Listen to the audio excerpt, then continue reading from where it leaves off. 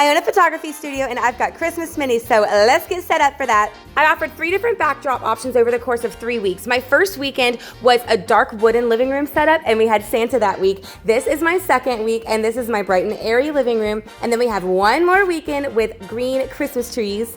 So now I'm gonna get this backdrop put up and I'm gonna go back and forth to try to make sure it is perfectly straight, because trust me, you do not want your backdrop that has vertical and horizontal lines like this one to be uneven. Ask me how I know. And now I've got to get the floor props situated. Now, why in the world am I adding props in front of these pretty little props on the backdrop? Well, here's why.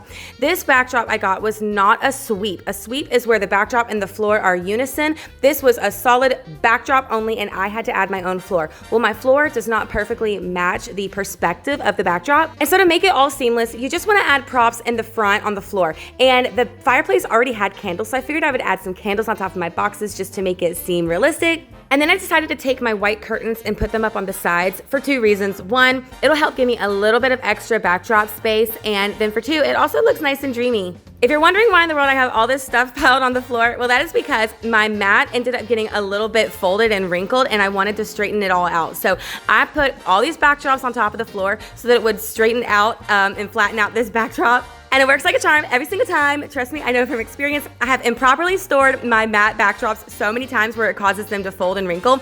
And all you gotta do is set it out a day or 2 before, put some stuff on top of it, and it'll flatten it straight out for you.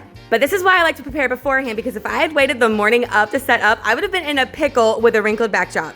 Now it's time to sweep and get all of this stuff off of the floor. Trust me, with mini sessions, I do not want to say, I'll save it for later and fix it while I'm editing. That causes me the biggest headache in the entire world and I regret it every single time. So here I am making sure I get every single little speck off of this floor so it is so clean and I don't have to edit those specks later.